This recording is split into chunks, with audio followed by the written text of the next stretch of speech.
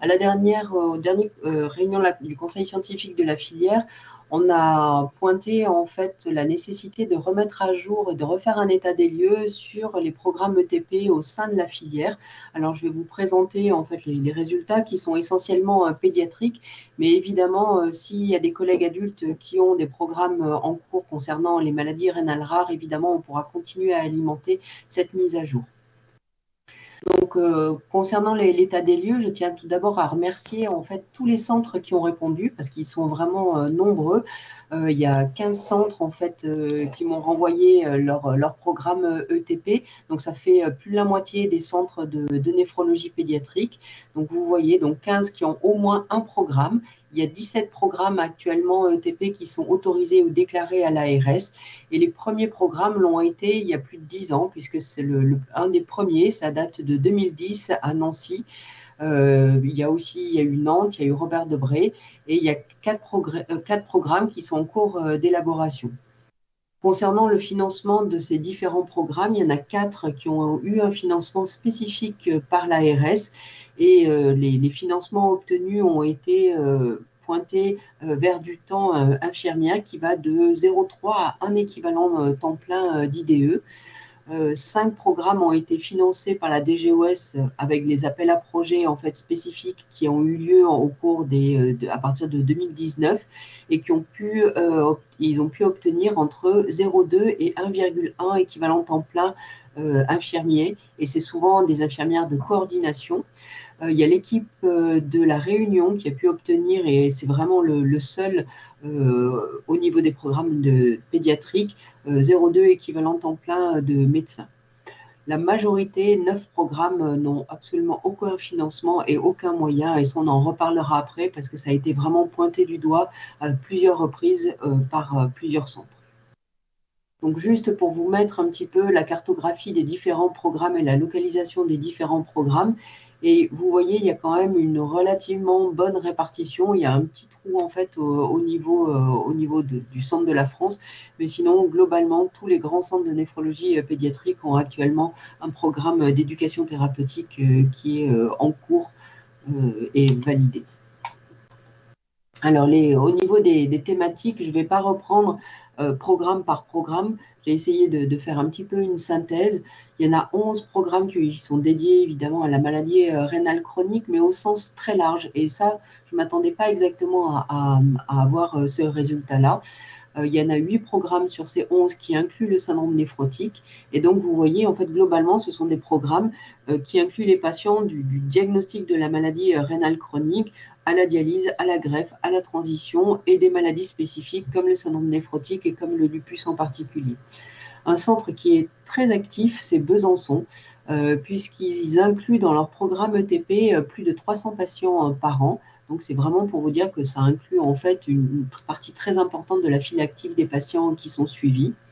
Bordeaux aussi, qui est très actif, puisqu'ils font à peu près 800, en tout cas, ils cotent comme ETP, 800 ateliers individuels par an et 15 ateliers collectifs par an. Lille, il rapporte une cinquantaine de patients inclus dans le programme ETP par an, et ça représente à peu près 6 à 8 ateliers par an.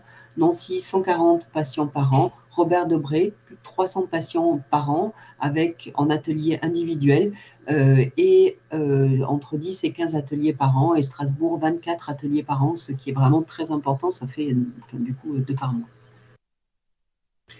9 programmes sont des programmes qui sont spécifiques.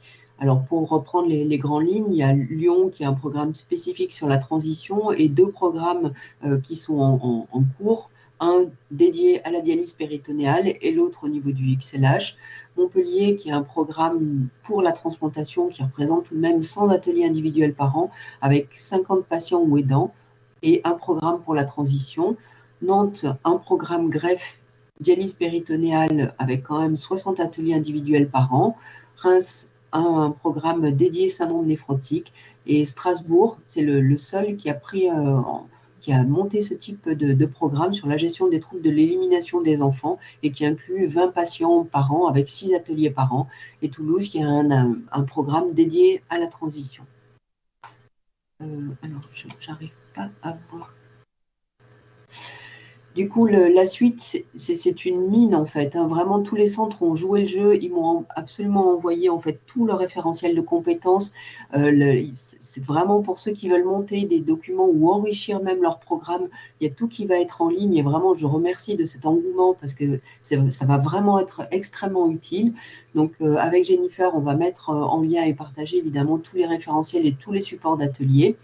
Donc le frein qui a été vraiment soulevé, comme je vous ai dit, c'était le manque de moyens humains, de locaux et de temps dédiés pour les équipes. Donc ça, c'est vrai que il faut peut-être voir comment on peut travailler et comment on peut aider les équipes. Certains ont souligné la difficulté de monter le dossier pour l'ARS. Et donc, en fait, l'objectif, c'est de voir s'il est utile de mener une réflexion sur une coordination nationale au sein de la filière pour justement aider les centres et les services à rédiger de nouveaux programmes, d'avoir une banque de support. C'est un petit peu ce qu'on ce qu'on va essayer de mettre en place et de voir quel pourrait être le rôle de cette coordination nationale pour aider en fait tous les centres. Voilà, c'était tout. Merci beaucoup Aurélia. C'est là aussi très riche et relativement impressionnant de voir tout ce qui se fait. Et donc, ma réponse personnelle à la question sur la coordination nationale de la filière, c'est oui, autant que possible, hein. C'est-à-dire, le rôle de la filière, c'est d'être un partenaire aidant, de soutien. On le verra tout à l'heure avec Guillaume Jantec sur les PNDS, c'est, je pense, une bonne illustration, je l'espère. Et là, je pense que ça doit être un peu la même réflexion, c'est-à-dire comment aider les centres qui sont, on l'a vu ce matin avec la présentation de Justine, hein, plus en difficulté que d'autres sur le plan des moyens humains. Comme on sait que les financements, c'est toujours un point crucial, mais difficile à régler. Donc, je pense que c'est tout à fait important de pouvoir mettre en place cette coordination. Il reste à voir comment et comment est-ce qu'un support d'un chargé de mission, je ne sais pas, hein, je pense qu'on a on a quelques moyens et qui, à mon avis, sont complètement dans le scope de la filière. C'est-à-dire, c'est là où on est attendu, hein, au développement des projets d'éducation thérapeutique sur l'ensemble des centres. Ta carte tout à l'heure était très, très parlante. Il y a encore des trous, malheureusement, au centre de la France. Et puis, tu nous parlais merci, ouais. Tu nous parlais de Bordeaux et de Besançon qui ont des programmes qui semblent très aboutis et voilà, ça veut dire que pratiquement toutes leurs files actives sont dans ces programmes.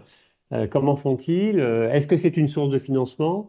Je ne sais pas s'il y a quelqu'un de Bordeaux qui est là ou bien si de Besançon, qui peut nous éclairer là-dessus. Ça peut être potentiellement une source de financement directement, hein, en faisant peut-être des postes à l'activité, comme c'est possible parfois selon les finances.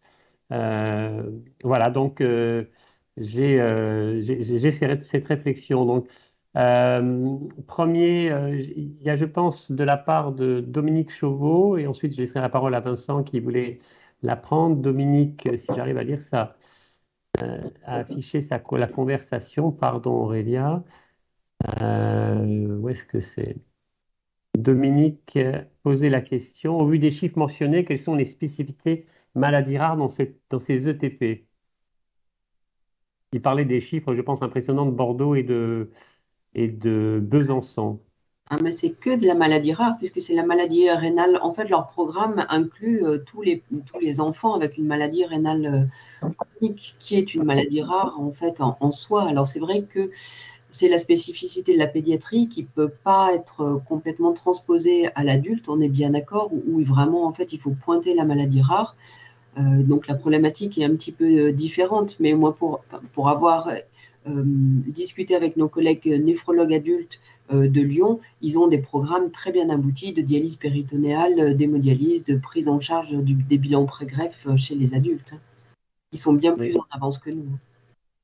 tout à fait. Donc, Vincent, si tu voulais intervenir, Non, après je verrai la réponse de Jérôme.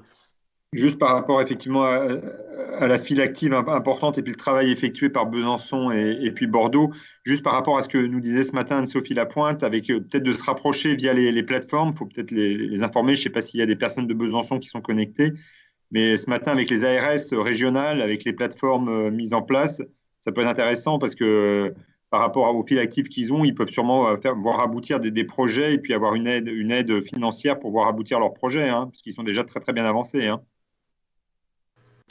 Nous, ce que je voyais, c'est qu'on est quand même maintenant à 10 mois enfin, des dossiers de relabellisation, donc qui vont être vraiment très importants à la fois pour les centres de référence, les centres de compétences.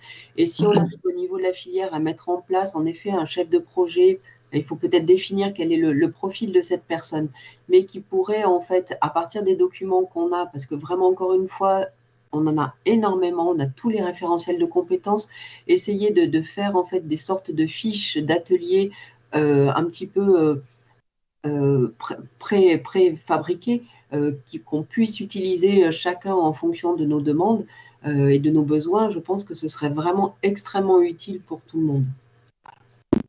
Tout à fait, bien d'accord. Il y a une remarque de Jérôme de Bordeaux donc, qui dit qu'il y a un équivalent temps plein d'infirmiers qui est dédié à l'éducation thérapeutique du patient et à la coordination de la maladie rénale chronique. Mais la question, c'est comment il l'a financé, mais il nous le dira peut-être. Et Emma de Nantes, Emma Alain Launay, nous dit que la bonne volonté est là, mais le temps dédié, c'est plus compliqué. Euh, voilà, donc comment faire? Alors, elle évoque la notion de séjour thérapeutique hors les murs, euh, un, un projet qu'ils sont en train de mettre en place. Il faudra qu'elle nous en parle plus avant, voir si ça peut être élargi. Donc, est-ce que tu as cette notion de séjour thérapeutique hors les murs? Aurélia, c'est quelque chose qui... Ah non, ça, on m'en a pas. Non, ça, j'ai pas eu la notion. Et pour Bordeaux, c'est un financement ARS, D'accord. d'après ce qu'ils m'ont. Donc, ils ont pu avoir un financement à un moment, c'est important. Oui, oui. Très bien. Je ne sais pas s'il y a d'autres. Il y a Jennifer qui est en train de... donc Emma fait une remarque aussi, attention aux ateliers tout faits. Voilà, elle cite du travail qui a été fait par les agents de la PNP, hein. Et donc peut-être qu'il y a aussi un lien c'est vrai que dans ce travail sur les programmes ETP au niveau de la filière, Emma Alain Launay avait bien travaillé dessus initialement et je suis tout à fait heureux de dire qu'elle s'y intéresse de très près toujours. Et donc, il y avait un lien avec la PNP qui avait été fait. Donc là, ça peut être aussi une source d'enrichissement de cette cellule de coordination sans refaire ce qui a déjà été fait. Mais en tout cas, pour l'objectif, tu as complètement raison, Aurélia, c'est d'arriver à ce que les centres qui ont un projet mais qui n'arrivent pas à le concrétiser, comment faire pour que la filière puisse les aider très pratiquement dans les prochains mois. Est-ce qu'il y a d'autres remarques? Je ne crois pas, j'en vois pas. Donc un grand merci Aurélia. Donc,